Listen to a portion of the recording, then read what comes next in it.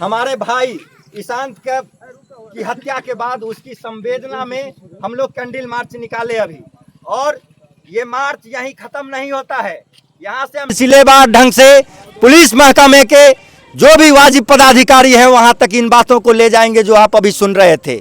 इस एसआई शक्ति सिंह का जो मनोबल हाई है उसके रिमूव टू सर्विस का मांग करेंगे, और इस बात के लिए यदि लड़ना पड़े हमको हाई कोर्ट में भी, सुप्रीम कोर्ट तक यदि जाना पड़े तो भी जन याचिका लेकर हम जाएंगे। शक्ति सिंह को निलंबन कर दिया गया।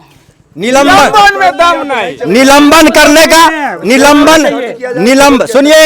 सुनिए निलंबन करने का मतलब शक्ति सिंह को बचाना है। शक्ति सिंह को जेल होना चाहिए। शक्ति सिंह के ऊपर हत्या का मुकदमा दर्ज करके फांसी की सजा हो उसको। क्यों? क्योंकि शक्ति सिंह सुनिए शक्ति सिंह ही साजिशकर्ता प्रतीत होता है यदि आप पिछले घटनाक्रम को देखेंगे।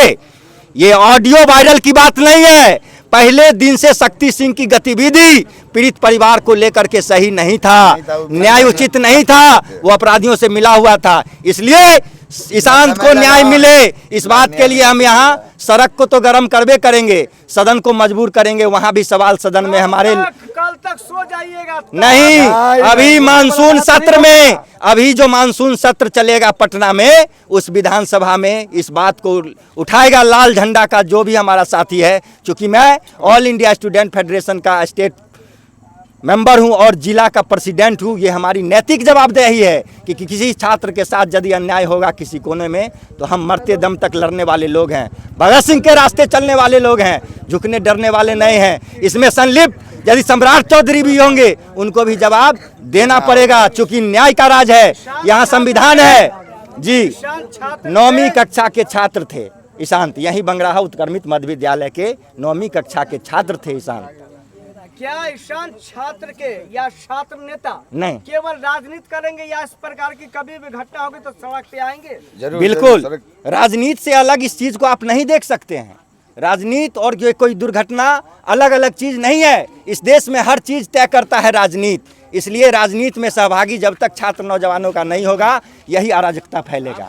इसी तरह पुलिस तानाशाह बनेगी जब हम अपने अधिकारों को नहीं जानेंगे। इसलिए हमको संगठित रूप से इनके मतलब दमन के खिलाफ, पुलिसिया दमन के खिलाफ लड़ना होगा, जिसमें आप सभी लोगों का हमको सहयोग चाहिए, और हम लोग अंतिम दम तक लड़ेंगे जब तक ईशांत को न्याय नहीं मिल जाता है। क्या लग रहा है जिस प्रकार से जैसे सरेंडर नहीं करता तो शव भी नहीं मिल पाता? नहीं मिलता, बिल्कुल नहीं, बिल्कुल नहीं मिल पाता।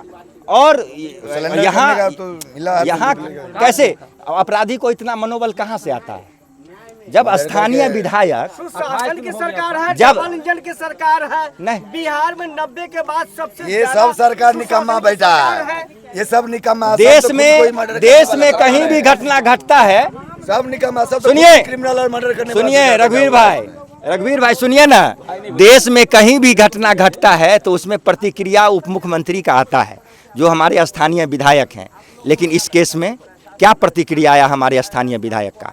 आप कामाख्या में थे, आए तो आप न्यूज़ चलाए कि विजय बाबू आए मिलने के लिए, वो नहीं आए थे, उनसे मिलने के लिए जबरदस्ती हम लोग गए थे बगल में आए जी। यहाँ आना उन्होंने उचित नहीं समझा, और अभी तक संवेदना के 2 बोल भी वो नहीं बोले हैं, जो कि मैं समझता हूँ कि निंदनीय है ये। और मैं अपने विधायक से, स्थानीय विधायक से भी ये मांग करूंगा आज के प्रतिरोध मार्च के माध्यम से कि वो इस मसले पर चुप्पी तोड़ें और इसमें हस्तक्षेप करते हुए पीड़ित परिवार को न्याय दिलाएं। क्या कैंडल मार्च यहीं तक रह जाएगा? नहीं, ये तो मैं बोल रहा हूँ कि ये अभी शुरुआत है और सिलसिलेवार ढंग से हम इसको अंतिम दम तक लड़ेंगे। कब तक?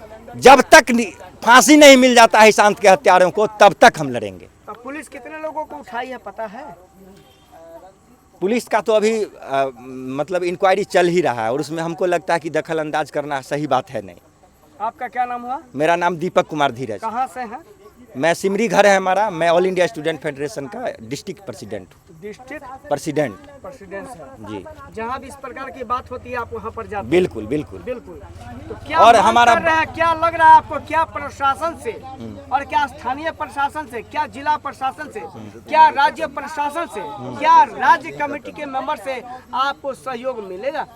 बिल्कुल, देखिए सहयोग मिले और नहीं मिले, यदि हमारे लड़ाई में दम होगा तो उनको सहयोग देना होगा। नहीं तो आप सोचिए जब सम्राट चौधरी तक मैनेज थे तो क्या उसको आ गया होगा, क्या कौन सा ताकत था जो उसको दबा दिया और सरेंडर करना पड़ गया। तो संघर्ष में ताकत होता है। हम यदि 24 तारीख को सम्राट चौधरी से मिलने की बात की जा रही थी, हो सकता है मिले होंगे, लेकिन बावजूद उसके उनका बात नहीं बना और उनको सरेंडर करना पड़ा और वो भूत के तरह बकना पड़ा।